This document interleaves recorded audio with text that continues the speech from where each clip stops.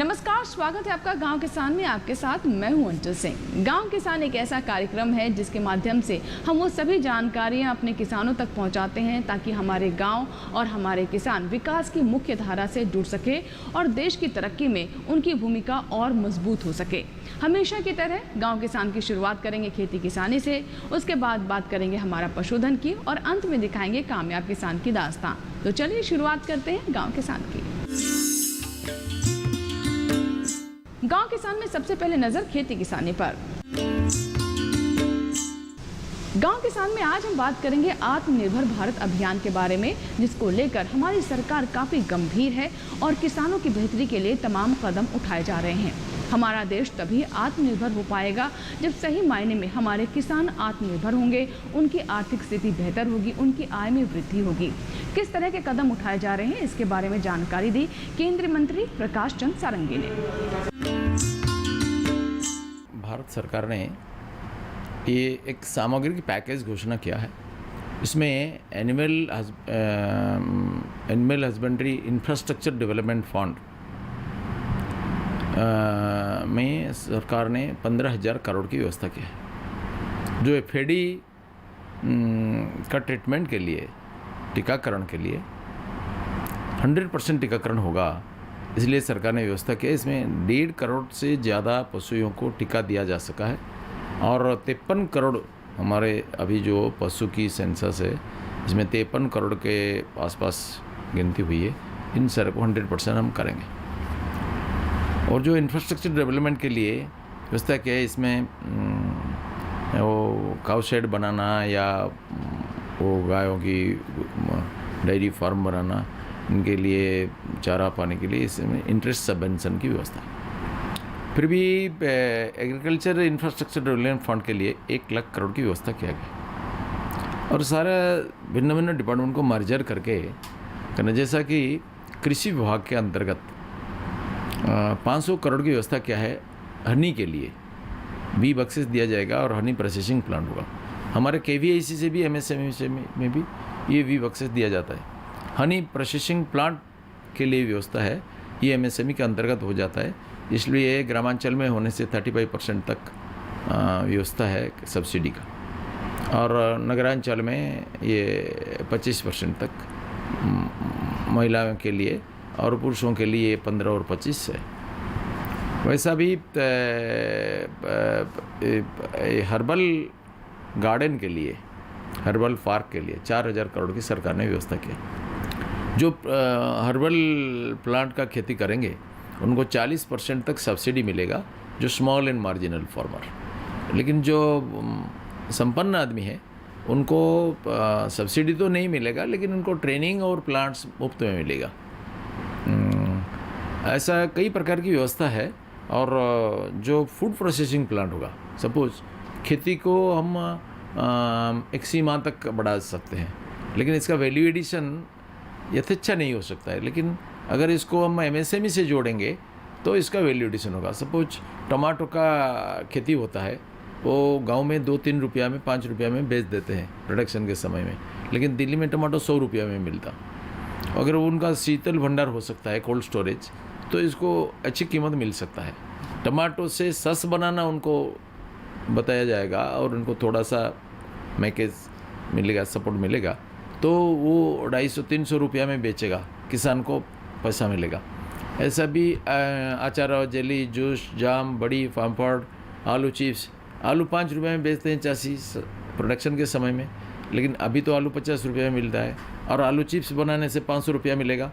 ऐसा value addition करके उनको कैसे किया जाएगा, इसलिए ये एमएसएमई के माध्यम से उनको फूड प्रोसेसिंग मंत्रालय के माध्यम से सारी व्यवस्था है। उधर भी mini food processing, mini food park बनाने से 35% तक सब्सिडी मिलता है खाद्य प्रक्रियाकरण मंत्रालय से। हमारा भी ऐसा है, 15-25 और 25-35 ऐसा व्यवस्था है ग्रामांचल और नगरांचल में, पुरुष और महिला उद्योगी। फिर जो किसान को जो सुविधा मिलता था, ये सुविधा को एक्सटेंशन किया गया हमारा मछुआरों के लिए, जो प्रधानमंत्री किसान सम्मान निधि योजना में, उनको भी सेम 6,000 साल में मिलने वाला है, उनको भी ये मिलने की व्यवस्था हुआ है। और बाकी फिशरीज सेक्टर में भी 40% 60% अर्थात 40 अर्थात मेल एंटरप्रेन्योर के लिए, 60 फीमेल SC ST एंटरप्रेन्योर के लिए वो तालाब खोदना, ब्रेकिश वाटर कल्चर, मेरी culture, ornamental fish culture, seaweed culture, ये कोल्ड स्टोरेज, ये फिश फीड प्लांट, हैचरी, ये सब के लिए ऐसी व्यवस्था है। इसका लाभ लोग ले सकते हैं। और इसका प्रोसेसिंग प्लांट अगर होगा, मछली से कोई अचार बनाएगा या बोनलेस फिश पैकिंग करके बेचेगा, तो इसके लिए भी व्यवस्था है। प्रधानमंत्री मत्स्य संपदा योजना में 20,050 करोड़ की राशि की व्यवस्था किया गया है। 9,407 करोड़ केंद्र देगा, बेनिफिशियरी स्टेट मिल करके 20,050 करोड़ रुपया होगा। इसमें से जो तालाब खुदाएगा मछली के लिए, वो उसके 1 हेक्टर के लिए हमारा अप्रूव्ड रेट है 7 लाख रुपया, और इसका 40% एंटरप्रेन्योर को मिलेगा, और महिला उद्योगी होने से 60% मिलेगा, SC ST कैटेगरी होने से 60% मिलेगा। जो फिश फीड प्लांट करेगा उनको भी यही रेट में मिलेगा। जो हैचरी बनाएगा, तालाब खुदाना उनका, बाकी सारा खर्चा सरकार वहन करेंगे। और फिर ये जो सीवीड, इनको पहले भारत में विशेष जानकारी नहीं था, माननीय नरेंद्र मोदी ने इसको लोकप्रिय करवाया, और आज सारा मरीन एरिया में वो सीवीड कल्चर के हम 10-10 राफ्ट हर SHG ग्रुप को देंगे, सीवीड का सीड भी देंगे, और इसको बेच करके उनको अच्छी कीमत मिलेगा, क्योंकि वो आज कॉस्मेटिक्स में और आयुर्वेदिक मेडिसिन में इसका बहुत उपयोग है, और इसलिए इनको भी अच्छा रोजगार मिलेगा। फिर जो लेबोरेटरी बनाएंगे 25 लाख रुपया, और मोबाइल लेबोरेटरी होने से 35 लाख रुपया।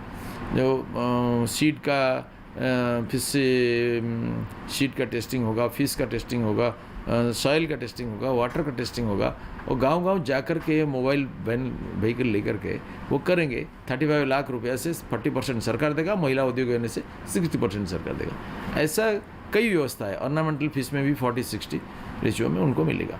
ऐसा कई व्यवस्था है। हमारा स्कीम में ये है जो एनुअल हस्बेंड्री का, वो उसमें है 3% इंटरेस्ट सबवेंशन है।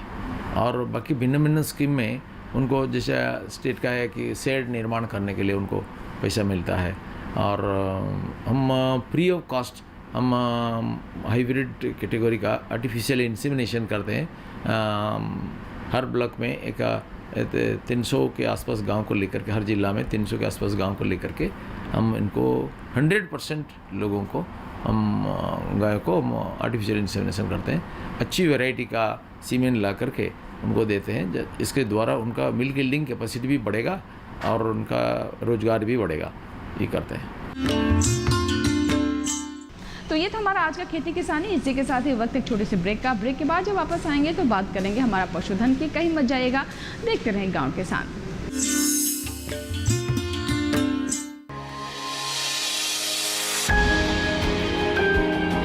सहेजे कण कण को, सुंदर दे रूप रंग आकार, स्वस्थ जीवन रहे जमीन पर, इंद्रधनुष हो साकार। देखिए प्रकृति की ओर, गुरुवार सुबह 9:30 पर। जानकारी जो किसानों के लिए हो लाभकारी, समस्याओं पर पड़ेगा समाधान भारी, कृषि की हर बात का ख्याल, कब कैसे की जाए बेहतर देखभाल। जानिए विशेषज्ञों के साथ, देखिए खेत खलिहान, सोमवार से शुक्रवार सुबह 7 बजे डीडी किसान पर।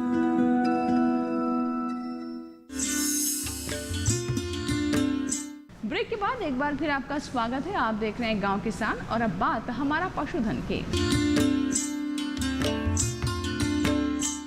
हमारा पशुधन, जी हाँ, ये वो सेगमेंट है जहां पशुपालन से संबंधित नई नई जानकारियां हम आप तक पहुंचाते हैं, ताकि हमारे पशुपालकों को लाभ हो सके और उन्हें ज़्यादा फायदा हो सके। आज इसी कड़ी में हम बात करेंगे भैंस पालन के बारे में। कैसे हमारे किसान भैंस पालन से जुड़ी हुई विशेष बातों का ध्यान रख के ज़्यादा फायदा ले सकते हैं। आइए देखते हैं।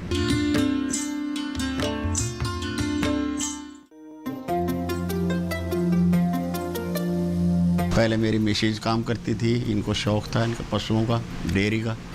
ये काम मैंने संभाल लिया रिटायर होने के बाद। पहले मैं भैंसा ये ड्यूटी करते थे मेरे घर वाले, मैं भैंस संभालती थी। फिर ये रिटायर हो गए, फिर उन्होंने संभाल लिया ये काम।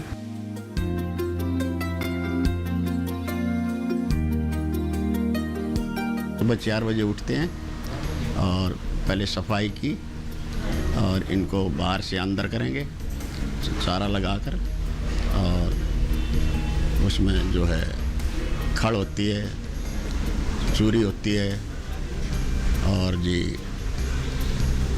कुछ गेहूं का वो बनाते हैं हम दलिया, वो मिक्स करके इनको सबको हम डालते हैं, फिर दूध निकालते हैं और फिर इनको नला जलाई करा के और 9-10 बजे से फिर इनको अंदर करते हैं साफ करके सब।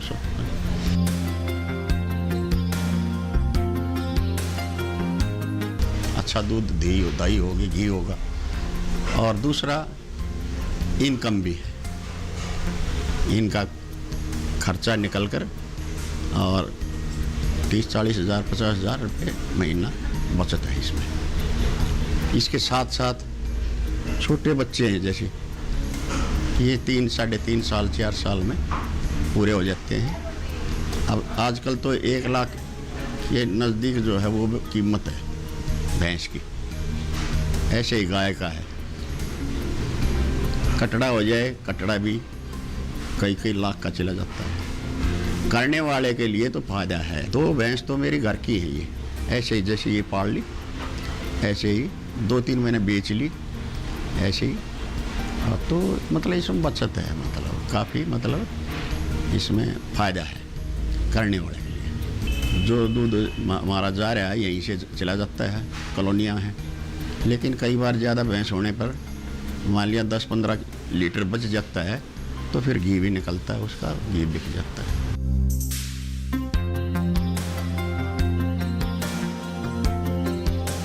अब ज़्यादा गर्मी आ गई, जैसे इसमें शाम को गुड़ भे देते हैं, पानी में भिगो दिया, वो सुबह जो है वो ठंडा होगा, मटके ठंडा हो जाता है, उसमें पानी मिलाया, सबको शरबत बना कर पिला दिया, थोड़ा थोड़ा आटा डाल दो उसमें, सबको पिला दिया।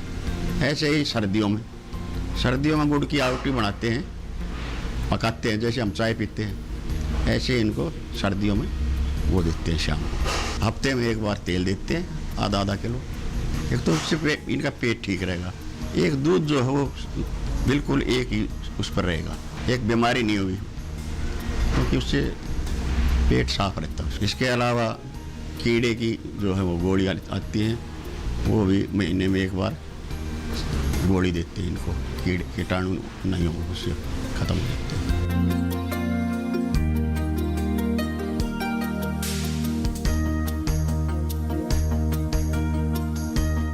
युवा बच्चे जो बेरोजगार घूम रहे हैं, जो कम पढ़े लिखे हुए हैं, वो इसको आसानी से कर सकते हैं। पढ़े लिखे तो भी चलो और कोई सर्विस कर ले, कुछ और धंधा भी कर ले, लेकिन जो सिंपल हैं वो खूब आराम से कर सकते हैं। बहन बेटी भी कर सकती है, कोई इसमें कोई उसका काम नहीं है, कोई जो बहुत मुश्किल काम है ये।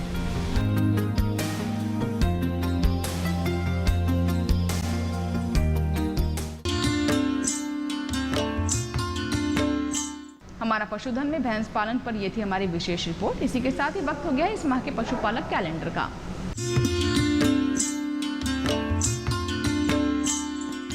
अगस्त माह में ध्यान देने वाली बातें। बरसात के मौसम में पशु घरों को सूखा रखे। पशु घरों को मक्खी रहित करने के लिए नीलगिरी या नींबू घास के तेल का छिड़काव करते रहें। पशुओं को खनिज मिश्रण 30 से 40 ग्राम प्रतिदिन दें, जिससे पशु की दूध उत्पादन और शारीरिक क्षमता बनी रहे। पशुओं को बाह्य परजीवी से बचाने के लिए पशु चिकित्सक से परामर्श अवश्य दिलवाएं। पशुशाला में फर्श और दीवार आदि साफ रखें। तुलसी या नींबू घास का गुलदस्ता भी पशुशाला को स्वच्छ बनाए रखने में मददगार होता है। पशुशाला को कीटाणु रहित करने के लिए नीम तेल आधारित कीटनाशक का प्रयोग करें। पशुओं को अत्यधिक तापक्रम एवं धूप से बचाने का उपाय करें। मुंह पका खुरपका रोग, गलघोटू रोग, ठप्पा रोग और फड़किया रोग आदि के टीके नहीं लगवाए हैं तो कृपया अभी टीके लगवा लें। भेड़ बकरियों में पीपीआर, भेड़ चेचक व फड़किया रोग होने की संभावना रहती है, इसलिए इन रोगों से बचाव के लिए टीके अवश्य लगवाएं। मुंह पका खुरपका रोग से ग्रस्त पशुओं को अलग स्थान अथवा बाड़े में बांधें, ताकि संक्रमण स्वस्थ पशुओं में नहीं हो। रोग ग्रस्त पशुओं के मुंह, खुर व थनों के छालों को लाल दवा का 1% घोल बनाकर धोए। गलघोटू व ठप्पा रोग के लक्षण दिखते ही तुरंत पशु चिकित्सक से संपर्क करें।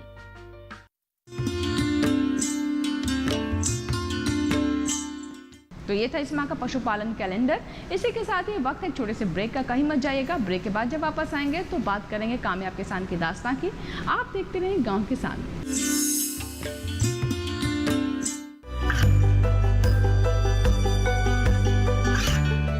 गांवों और पिछड़े क्षेत्रों में सरकारी योजनाओं की जानकारी पहुंचा।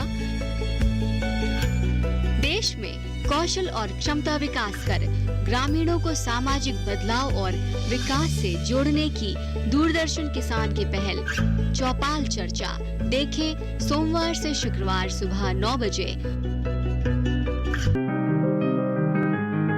बीमारियों से कैसे बचेगी फसल, मवेशियों की मुश्किलों का क्या है हल, कहां से लाएं बीज, कितनी लगेगी खाद, किसानों के हर फोन का विशेषज्ञ देंगे जवाब।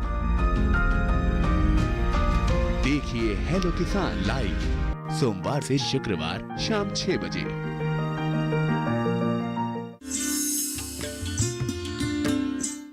ब्रेक के बाद एक बार फिर आपका स्वागत है। आप देख रहे हैं गांव किसान और अब बात कामयाब किसान की दास्तां की। कामयाब किसान की दास्तां में कामयाब किसानों की कहानी आप तक पहुंचाने का मकसद ये है कि ऐसे किसानों को मंच मिले ताकि उनका मनोबल मिले और दूसरे किसानों को भी सीख मिल सके। ये वो किसान हैं जिन्होंने अपनी इच्छा शक्ति से, मेहनत और लगन से असंभव को संभव कर दिखाया और कामयाबी हासिल की। तो आइए दिखाते हैं आपको कामयाब किसान की दास्तां।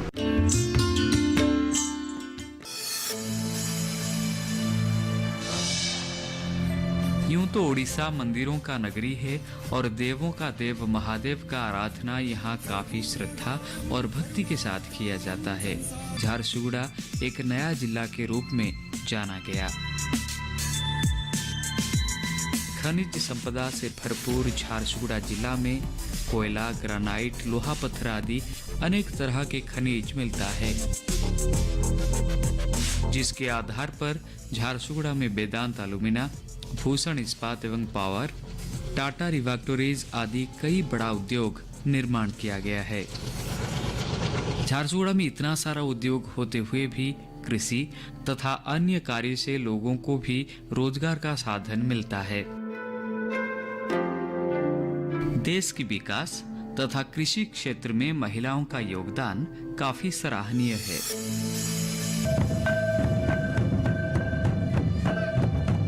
फसल की बुनाई, कटाई से लेकर उत्पादित अनाज को सुरक्षित तरीके से रखने तक सभी काम में महिलाओं का योगदान कम नहीं है। उड़ीसा के सुनीता नायक, जो आज सारे राज्य और देश में कृषि तथा महिला सशक्तिकरण क्षेत्र में सफलता हासिल किया है। गांव में लोग कृषि तथा उससे जुड़े कार्य के जरिए अपना रोजी रोटी कमाते हैं। गांव में पुराने जमाने की घर है। आधुनिकता और ग्रामीण जीवन की संगम यहाँ देखने को मिलती है। सुनीता घर की बड़ी बेटी हैं। परिवार में भाई, बहन और माता पिता भी हैं। वह भी काफी पढ़ी लिखी महिला है। वह कला में बीए यानी कि स्नातक के साथ साथ LLB की डिग्री भी हासिल किया है। इतना पढ़ाई करने के बाद मन में सपना था कि कुछ नौकरी मिल जाएगा और अच्छा खासा कमा लेगी, लेकिन भगवान की मर्जी कुछ और था। 1994 में अचानक उनके पिताजी बीमार पड़ गए। काफी इलाज के बाद भी वह ठीक नहीं हुए। तब घर की बड़ी बेटी होने के नाते सुनीता के ऊपर परिवार संभालने की जिम्मेदारी आई। उसे चारों ओर अंधेरा दिखने लगा। घर में और कोई कमाने वाला नहीं था, जमीन भी कम था। वह सोच में पड़ गई, एक लड़की होकर अकेले क्या कर सकेगी। लेकिन कुछ कर गुजरने की आशा से वह आगे बढ़ने लगी। उन्हें याद आया विश्व कवि रविंद्रनाथ टैगोर की रचना, যদি তোর ডাক শুনে কেউ না আসে তবে একলা চলো। वह मन बना ली कि उसे अकेला ही कुछ करना पड़ेगा। वह कई एनजीओ के साथ जुड़ गई, कुछ छोटा मोटा काम करने लगी, लेकिन भरा समंदर में लाइट हाउस की तरह उसे रास्ता दिखाया कृषि विज्ञान केंद्र यानी KVK।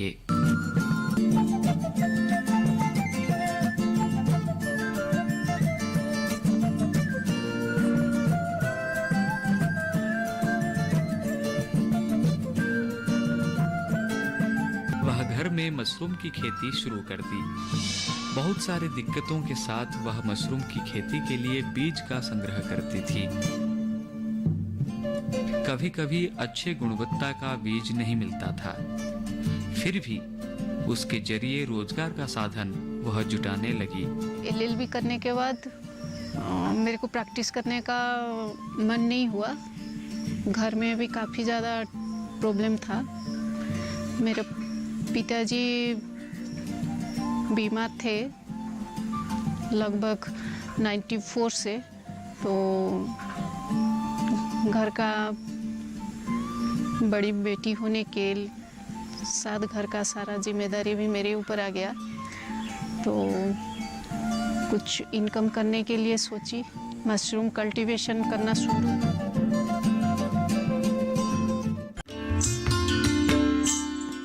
तो ये थी आज के कामयाब किसान की दास्तान। वाकई में हम कह सकते हैं कि अगर इच्छा शक्ति मजबूत हो और अगर आपने मन में ठान लिया है तो असंभव कुछ भी नहीं। आशा करते हैं कि आप भी इसे ज़रूर कुछ ना कुछ सीख लेंगे। इसी के साथ ही आज के गांव किसान में फिलहाल इतना ही। नए अंक में नई जानकारियों के साथ फिर होगी आपसे मुलाकात। तब तक के लिए दीजिए इजाज़त, लेकिन आप बने रहे दूरदर्शन किसान के साथ। नमस्कार।